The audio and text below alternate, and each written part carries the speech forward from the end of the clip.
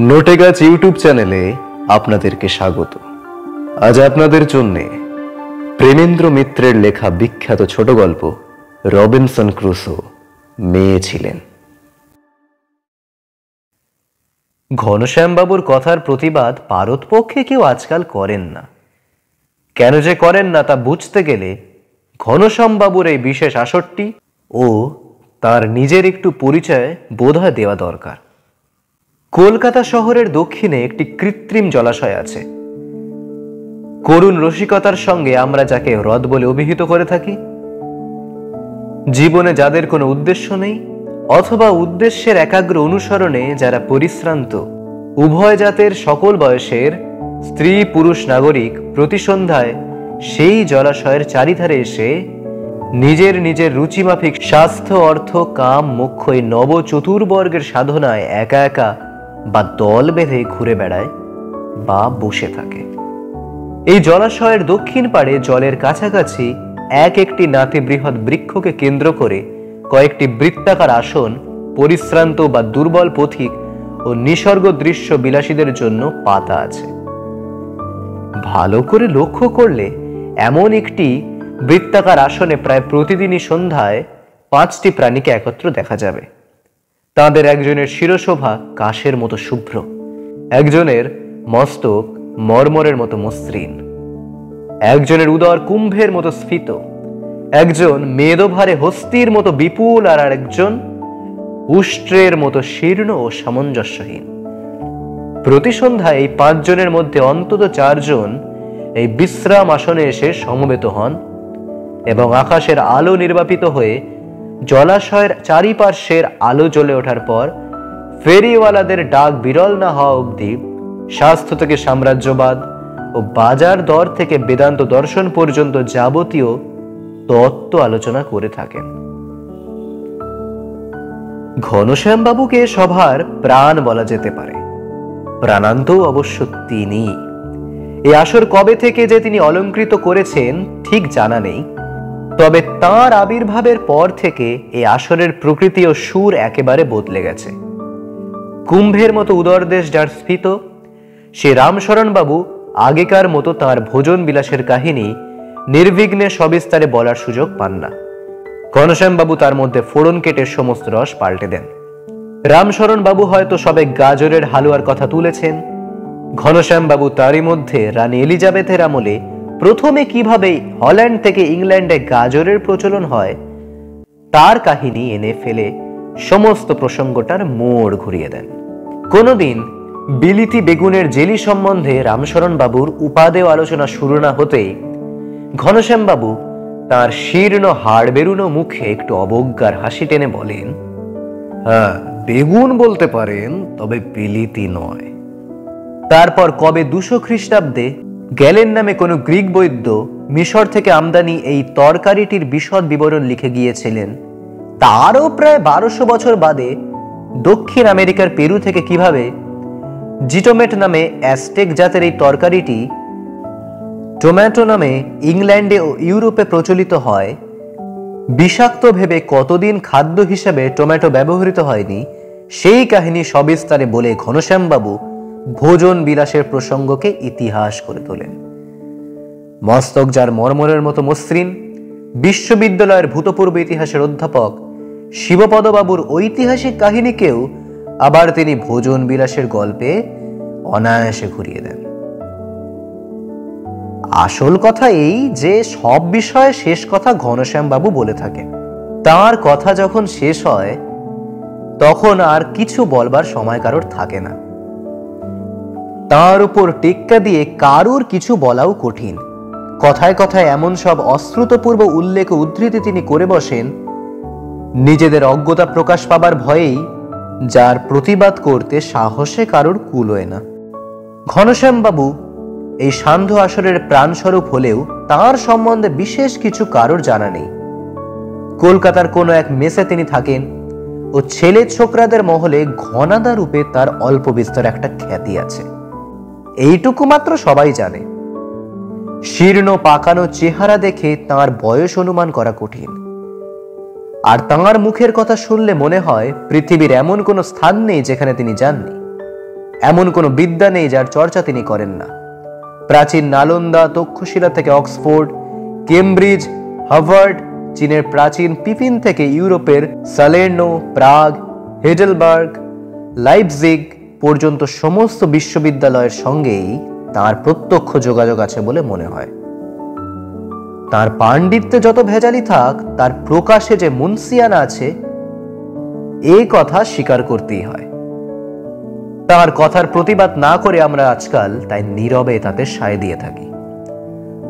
Robinson ক্রুসোর প্রসঙ্গটার বেলায়ও সেজন্যই জীবের উদ্যত বিদ্রোহ আমরা কোন রকমে সামনে নিলাম।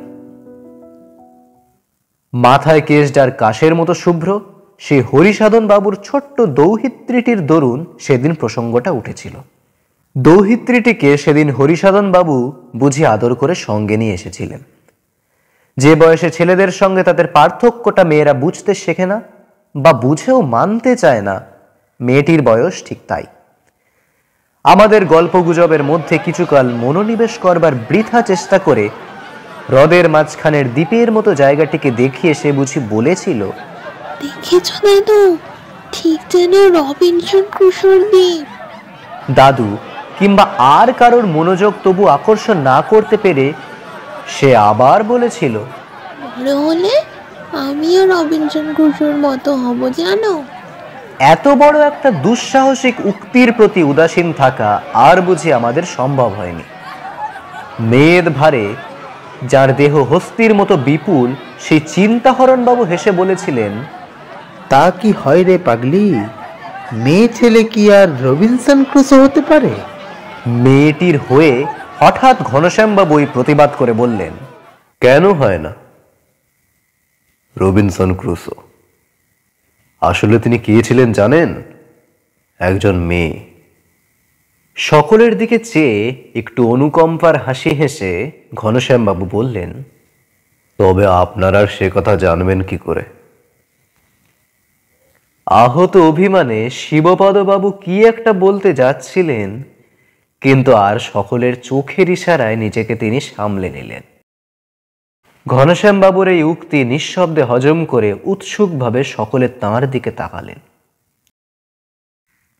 আমাদের কোনো প্রতিবাদ করতে না দেখে ঘনশ্যাম বাবু এবার শুরু করলেন।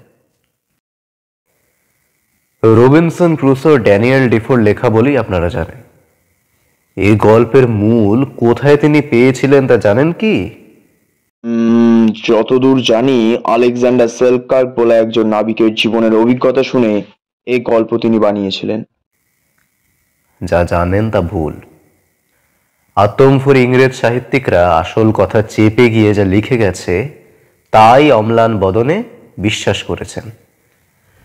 মনমাউথের বিদ্রোহে যোগ দেবার জন্য ড্যানিয়েলের একবার ফাঁসি হওয়ার উপক্রম হয়, জানেন তো। লন্ডনের বাসিন্দা বলে কোনো রকমে সে যাত্রা তিনি রক্ষা পান। তারপর নতুন রাজা রানী উইলিয়াম আর মেরি দেশে আসার পর ড্যানিয়েল কুগ্রহ কাটিয়ে বেশ কিছু প্রতিষ্ঠা অর্জন করেন। সেই সময় ব্যবসা সংক্রান্ত কাজে তাকে যেতে হয় স্পেনে। সেই স্পেনেই মাদ্রিদ শহরের এক ইহুদি বুড়োর দোকানে খুঁটিনাটি জিনিসপত্র ঘাঁটতে ঘাঁটতে একটি ত্রয়োদশ শতাব্দীর পুঁথি পেয়ে তিনি অবাক হয়ে যান। সে পুঁথির অনুলেখক রাস্টিসিয়ানো আর তার কথক স্বয়ং মার্কো পোলো। মার্কো পোলো মানে যিনি ইউরোপ থেকে প্রথম চীনে গেছিলেন পর্যটক হয়ে। রবিনসন মূল গল্পের লেখক তাহলে তিনি? না, তিনি হবেন কেন? তিনি শুধু সে গল্প সংগ্রহ করে এনেছিলেন মাত্র। সংগ্রহ করেছিলেন চীন থেকে। 16 বছর বয়সে মার্কো পোলো তাঁর বাপ আর কাকার সঙ্গে পৃথিবীর অদ্বিতীয় সম্রাট কুবলাই খাঁর রাজধানী ক্যাম্বালুকের উদ্দেশ্যে সাগর সম্রাজ্ঞী ভেনিসের তীর থেকে রওনা হন। ফিরে যখন আসেন তখন তার বয়স 41। দীর্ঘ 25 বছর ধরে অর্ধ পৃথিবীর অধীশ্বর কুবলাই খাঁর বিশ্বস্ত কর্মচারী রূপে প্রায় সমস্ত চীন তিনি পর্যটন করে ফিরেছেন। 1282 খ্রিস্টাব্দে ইয়াং চাওয়ের এক লবণের খনির পরিদর্শক হিসাবে কাজ করবার সময় বিখ্যাত চীনা লেখক ও সম্পাদক সান কাওচির সঙ্গে তার সম্ভবত সাক্ষাৎ হয়। সানকাউচি তখন অতীতের সমস্ত চীনা কাহিনী ও কিংবদন্তি সংগ্রহ করে তাতে নতুন রূপ দিচ্ছেন। সেই সানকাউচির কাছে শোনা একটা চীনা গল্পই রবিনসন ক্রুসোর প্রধান প্রেরণা। মার্কো পোলোরা চীন থেকে তাদের বিশ্রী নোংরা বেঢপ তাতার পোশাকের ভেতরে সেলাই করে শুধু হীরামতি নীলা চুনি নয়, আরো অনেক কিছু এনেছিলেন। ভেনিসের ডোজোকে তারা যা যা উপহার দেন, 1351 খ্রিস্টাব্দে লেখা মারিনো ফালেইরোর প্রাসাদের মূল্যবান দ্রব্যের তালিকায় তার কিছু বিবরণ পাওয়া যায়। সেসব উপহারের মধ্যে ছিল স্বয়ং কুবলাই খাঁর দেওয়া আংটি, তাতারদের কলার, তেফলা একটি তরবারি, টাঙ্গুটের চমড়ি গায়ের রেশমি লোম, কস্তুরী মৃগের শুকিয়ে রাখা পা আর মাথা, সুমাত্রার নীল গাছের বীজ। কিন্তু বাইরে যে এনেছিলেন তার চেয়ে অনেক বেশি সম্পদ এনেছিলেন পোলো তার স্মৃতিতে বহন করে। জেনোয়ার কারাগারে বসে সেই স্মৃতি সমুদ্র মন্থিত কাহিনী তিনি মুগ্ধ শ্রোতাদের কাছে বলে যেতেন। মুগ্ধ শ্রোতা কারা? না, শুধু তার কারাসঙ্গীরা নয়, জেনোয়ার অভিজাত সম্প্রদায়ের আমির ওমরা পুরুষ মহিলা সবাই। এই কারাকক্ষ তখন জেনোয়ার তীর্থস্থান হয়ে দাঁড়িয়েছে, রূপকথার চেয়ে বিচিত্র সুদূর ক্যাথের অপরূপ কাহিনীর মধুতীর্থ। কিন্তু সাগর সম্রাজ্ঞী ভেনিসের পরম শ্রদ্ধা ও ভালোবাসার পাত্র মার্কো পোলো জেনোয়ার কারাগারে কেন? সে অনেক কথা। দেশে ফেরবার মাত্র 3 বছর বাদে ভেনিসের চিরপ্রতিদ্বন্দ্বী জেনোয়ার নৌবাহিনী লাম্বাদোরিয়ার নেতৃত্বে একেবারে আদ্রিয়াতিক সাগরে চড়াও হয়ে এলো। আর সকলের সঙ্গে মার্কো পোলো গেলেন একটি রণতরীর অধিনায়ক হয়ে যুদ্ধে। সেই যুদ্ধে পরাজিত হয়েই আরো 7000 ভেনিসবাসীর সঙ্গে তিনি জেনোয়ায় বন্দী হলেন। জেনোয়ার কারাগারে তার মুগ্ধ শ্রোতাদের মধ্যে হেলে পড়া মিনারের শহর পিসার একজন নাগরিক ছিলেন। তার নাম রাস্টিসিয়ানো। কাব্যের ভাষা, প্রেমের কাহিনীর অপরূপ ভাষা হিসাবে ফরাসি তখনই ইউরোপে সর্বেসর্বা হয়ে উঠেছে। পিসার লোক হলেও সেই ফরাসি ভাষায় রাস্টিসিয়ানোর অসাধারণ দখল ছিল। মার্কো পোলোর অপূর্ব সব কাহিনী তিনি সেই ভাষায় টুকে রাখতেন। তার সেই টুকে রাখা কাহিনী সারা ইউরোপে ছড়িয়ে পড়েছে। তারপর 150 বছর বাদে জেনোয়ার আর এক নাবিক সেই কাহিনীর ল্যাটিন অনুবাদ পড়তে পড়তে সিপাঙ্গুর সোনায় মোড়া প্রাসাদ চূড়া, যেখানে প্রভাত সূর্যের আলোয় ঝলমল করে, সেই সুদূর ক্যাথের স্বপ্নে বিভোর হয়ে গেছে। সে নাবিকের নিজের হাতে সই করা ও পাতার ধারে ধারে মন্তব্য লেখা বইটি এখনো সেভিলের কলম্বিনায় গেলে দেখতে পাওয়া যায়। সে নাবিকের নাম কলম্বাস। আরো প্রায় 200 বছর বাদে ড্যানিয়েল ডিফো মাদ্রিদের এক টুকিটাকি শখের জিনিসের দোকানে রাস্টিসিয়ানোর অনুলিখিত এমনি আরেকটি পুঁথির সন্ধান পান। সেই পুঁথি থেকেই 33 বছর বাদে রবিনসন ক্রুসোর গল্প তিনি গড়ে তোলেন। কিন্তু রবিনসন ক্রুসো মেয়ে হলেন কি করে? সানকাউচির যে গল্প মার্কো পোলোর মুখে শুনে রাস্টিসিয়ানো টুকে রেখেছিলেন, তাতে মেয়ে বলেই তাকে বর্ণনা করা আছে।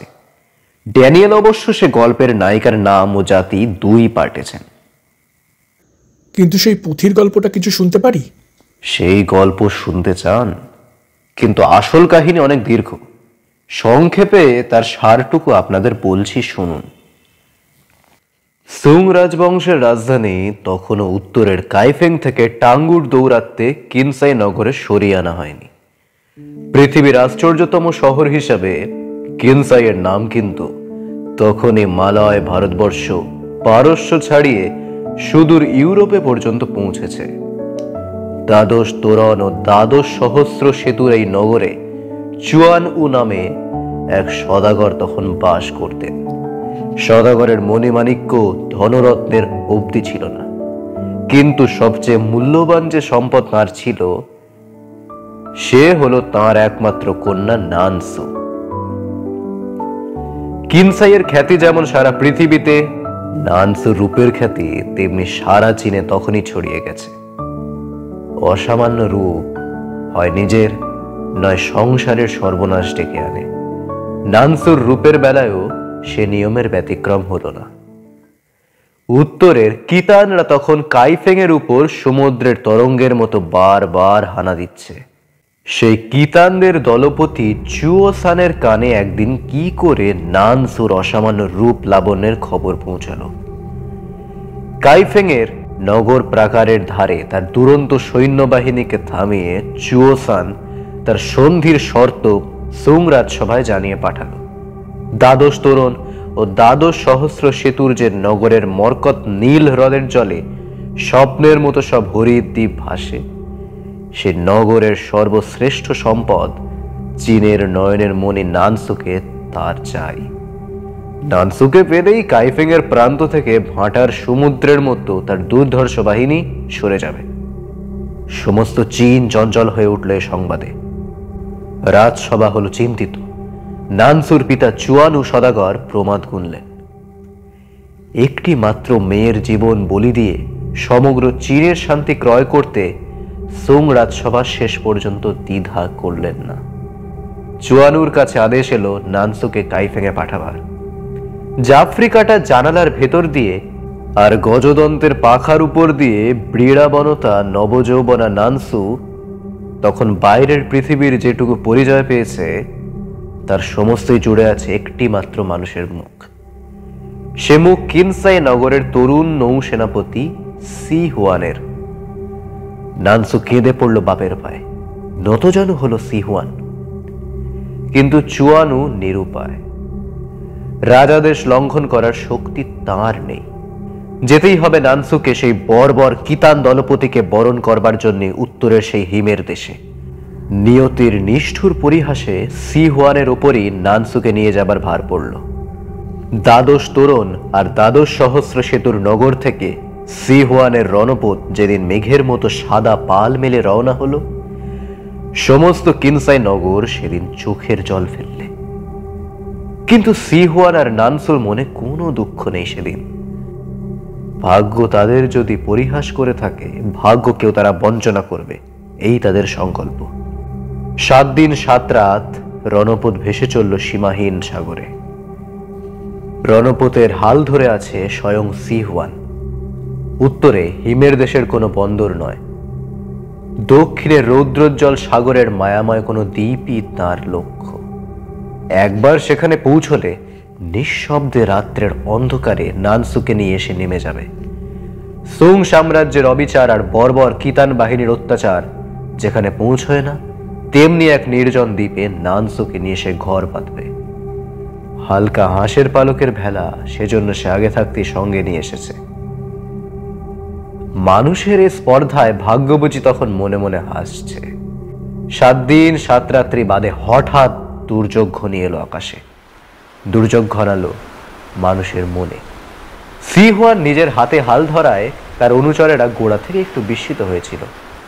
7 দিন 7 রাত্রিতেও গন্তব্যস্থানে না পৌঁছে তারা সন্দিগ্ধ হয়ে উঠল। উত্তর নয়, দক্ষিণ দিকেই তাদের রণপথ চলেছে। আকাশের তারাদের অবস্থানে সে কথা বুঝবার পর তাদের সে সন্দেহ বিদ্রোহ হয়ে চলে উঠল। রাত্রের আকাশে তখন প্রচন্ড ঝড় উঠেছে, সমুদ্র উঠেছে উত্তাল হয়ে। ভাগ্যের সঙ্গে যারা জুয়া খেলে, বিপদকেই সুযোগ রূপে ব্যবহার করার সাহস তারা রাখে। এই ঝটিকা ক্ষুব্ধ সমুদ্রেই পালকের ভেলা সমেত নানসুকে নিচে নামিয়ে সি হুয়ান তখন নিচে নেমে যাবার উপক্রম করছে। বিদ্রোহী অনুচরেরা হঠাৎ এসে তাকে ধরে বেঁধে ফেল। উন্মত্ত এক তরঙ্গের আঘাতে রণপথ থেকে ভেলা সমেত দূরে উৎক্ষিপ্ত হতে হতে নানসু শুধু ঝড়ের গর্জন ছাপিয়ে একটা চিৎকার শুনতে পেল। ভয় নেই নানসু, ভয় নেই, আমি যাচ্ছি, আমি যাবই। জ্ঞান যখন হলো, নানসুর ভেলা তখন ছোট্ট একটা পার্বত্য দ্বীপের সৈকতের উপর পড়ে আছে। সভায় নানসু উঠে বসল, উৎকণ্ঠিত ভাবে তাকালো চারিদিকে। কয়েকটা সাগর পাখি ছাড়া কোথাও কোনো জনপ্রাণী নেই। দূরে অশান্ত নীল সমুদ্রের ঢেউ পার্বত্য তটের উপর ক্ষণে ক্ষণে আছড়ে এসে পড়ছে। শশকের মতো ক্ষুদ্র নবনীকোমল নানসুর পা, সে পা তো কঠিন পার্বত্য ভূমির উপর দিয়ে হাঁটবার জন্য নয়, তবু নানসুকে ক্ষত বিক্ষত পায়ে সমস্ত দ্বীপ পরিভ্রমণ করতে হলো। কোথাও কোনো জনপ্রাণীর দেখা সে পেল না। তুষার ধবল নানসুর অতি সুকোমল হাত, গজদন্তের চিত্রিত পাখা ছাড়া আর কিছু যে হাত কখনো নাড়েনি। তবু সেই হাতে কণ্টক গুল্ম থেকে ফল ছেড়ে নানসুকে ক্ষুধা নিবৃত্তি করতে হলো। ভীরু সলজ্জ নানসুর চোখ, আঁখি পল্লব তার কাঁপতে কাঁপতে একটু উঠেই চিরকাল নেমে এসেছে। তবু সেই চোখ উৎকণ্ঠিতভাবে মেলে পাহাড়ের চূড়া থেকে দূর সাগরের দিকে তাকে চেয়ে থাকতে হলো দিনের পর দিন সি হুয়ানের আশায়। আসবে, সে বলেছে আসবেই। কতদিন কত রাত কেটে গেল। উত্তরের আকাশে কতবার সপ্তর্ষি মণ্ডলের বদলে শিশুমার আর শিশুমারের বদলে সপ্তর্ষি ধ্রুবতারার প্রধান প্রহরী হয়ে তাকে প্রদক্ষিণ করে গেল, তার কোনো হিসাবে নানসুর আর রইল না। কখন ধীরে ধীরে তার হৃদয় থেকে সমস্ত লজ্জা আর দেহ থেকে জীর্ণবাস খসে পড়ে গেল সে জানতে পারলে না। অনেক কিছু তার গেল না শুধু চোখের সেই উৎসুক দিগন্ত সন্ধানী দৃষ্টি আর মনের সেই অবিচলিত প্রতীক্ষা। একদিন সে প্রতীক্ষা সফল হলো। দূর দিকচক্র বালে দেখা দিয়েছে সাদা পালের আভাস। দেখতে দেখতে দূরের সেই পথ স্পষ্ট হয়ে উঠল, লাগলো এসে শিলাকঠিন কূলে। কে নামছে সেই পথ থেকে? ওই তো সি হুয়ান। অধীর আগ্রহে পাহাড়ের চূড়া থেকে উচ্ছল ঝর্ণার মতো নামতে লাগলো নানসু। মাঝপথে সি হুয়ানের সঙ্গে দেখা হলো। উচ্ছ্বসিত ভাবে নানসু যেন গান গেয়ে উঠল, এসেছ সি হুয়ান, এসেছ এতদিনে। লুব্ধ ভাবে যে তার দিকে এগিয়ে আসছিল সে যেন অনিচ্ছা সত্ত্বেও একটু বিমূঢ় ভাবে চমকে দাঁড়ালো। কর্কশ কণ্ঠে জিজ্ঞেস করলে, এসেছি এতদিনে মানে? কে তুমি? আমায় চিনতে পারছো না সি হুয়ান? আমি নানসু। নানসু? নানসু তো এই দ্বীপের নাম, যে দ্বীপ খুঁজতে আমরা বেরিয়েছি, যে দ্বীপ এতদিনে খুঁজে পেয়েছি। আমার খোঁজে তাহলে তুমি আসনি? এসেছ দ্বীপের খোঁজে? হ্যাঁ, এই নানসু দ্বীপের খোঁজে। 7 সাম্রাজ্যের ঐশ্বর্য যার মাটিতে পোঁতা আছে। বলো কোথায় সে ঐশ্বর্য? অশ্রু সজল চোখে নানসু এবারে যেন আর্তনাদ করে উঠল। তোমার কি কিছু মনে নেই সি হুয়ান?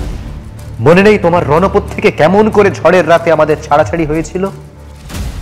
রণপথ থেকে ছাড়াছাড়ি? 7 পুরুষে আমাদের কেউ রণপথ চড়েনি। 8 পুরুষ আগে এক সি হুয়ান কিরকম নৌসেনাপতি ছিলেন বলে শুনেছি। এই নানসু দ্বীপের গুপ্ত তথ্য নাকি তাঁর কাছ থেকেই পাওয়া। কিন্তু সে তো কাইফেং যখন চীনের রাজধানী ছিল, সে 2 শতাব্দী আগের কথা। 2 শতাব্দী আগেকার কথা? অস্পষ্ট আবেগরুদ্ধ উচ্চারণ করলে নানসু। তারপর নবাগত নাবিকের লুব্ধ দৃষ্টিতে হঠাৎ নিজের পরিপূর্ণ নগ্নতা আবিষ্কার করে চমকে উঠলে। নাবিক তখন লুলুপ ভাবে তার দিকে অগ্রসর হচ্ছে। নানসু সরাহত হরিণীর মতো প্রাণপণে ছুটে পালালো সেই পর্বত চূড়ার দিকে। জীবনের পরম স্বপ্ন আজও যাকে ঘিরে আছে। কিন্তু পদে পদে তার দেহ কি গুরুভারে যেন ভেঙে পড়ছে। লুব্ধ হিংস্র নাবিকের হাত থেকে আর বুঝি রক্ষা পাওয়া যায় না। পর্বত চূড়ার প্রান্তে এসে যখন সে আছড়ে পড়ল, তখন শরীরে তার এতটুকু শক্তি আর অবশিষ্ট নেই। কিন্তু লুব্ধ নাবিক তাকে সবলে আকর্ষণ করতে গিয়ে হঠাৎ সভয় শিউরে পিছিয়ে এলো। সবিস্ময়ে নানসু একবার তার দিকে, তারপর নিজের দিকে তাকিয়ে স্তম্ভিত হয়ে গেল। তার একাগ্র প্রতীক্ষা দীর্ঘ 2 শতাব্দী ধরে যে যৌবনকে অক্ষয় করে ধরে রেখেছিল, সে যৌবন দেখতে দেখতে সরে যাচ্ছে। চোখের উপর তার শরীর শুকিয়ে যাচ্ছে, কুঁকড়ে যাচ্ছে, কুৎসিত হয়ে যাচ্ছে।